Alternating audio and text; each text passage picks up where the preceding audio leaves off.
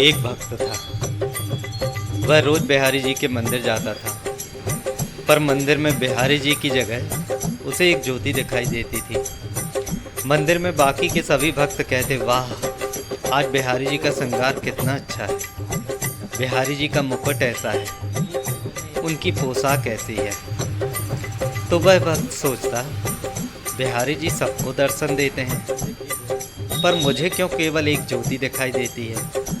हर दिन ऐसा होता है।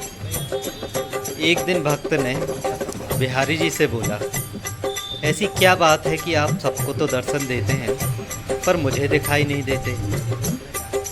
कल आपको मुझे दर्शन देना ही पड़ेगा। अगले दिन मंदिर गया, फिर बिहारी जी उसे ज्योत के रूप में दिखे। वह बोला बिहारी जी से, अगर कल मुझे आपने दर्शन नहीं दिए तो मैं यमुना जी में डूबकर मर जाऊंगा। उसी रात में बिहारी जी एक कोढ़ी के सपने में आए, जो कि मंदिर के रास्ते में बैठा रहता था, और बोले, तुम्हें अपना कोढ़ ठीक करना है। कोढ़ी बोला, हाँ भगवान। भगवान बोले, सुबह मंदिर के रास्ते से एक भक्त निकलेगा, तुम उसके चरण पकड़ लेना और तब तक मत छोड़ना जब तक वह यह न कह दे कि बिहारी जी तुम्हारा कोढ़ दूर करे। अगले दिन वह कोढ़ी रास्ते में बैठ गया। जैसे ही भक्त निकला, उसने चरण पकड़ लिए और बोला, पहले आप कहो कि मेरा कोढ़ ठीक हो जाए। वह भक्त बोला, मेरे कहने से क्या होगा, आप मेरे पैर छोड़ दीजिए।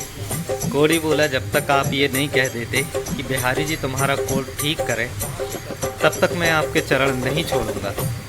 भक्त वैसे ही चिंता में था कि बिहारी जी दर्शन नहीं दे रहे हैं, ऊपर से ये कोढ़ी पीछे पड़ गया है। तो वह झुंझलाकर बोला, जाओ, बिहारी जी तुम्हारा कोढ़ ठीक करें, और मंदिर चला गया।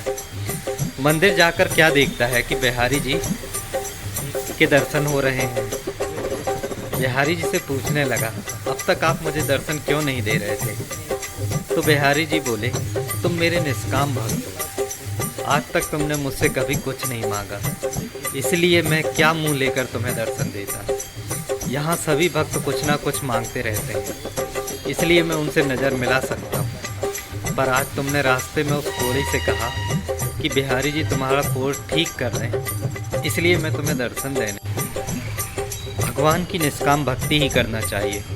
भगवान की भक्ति करके भी यदि संसार के ही भोग सुख ही मांगे तो फिर वह भक्ति नहीं, वह तो सौदेबाजी है।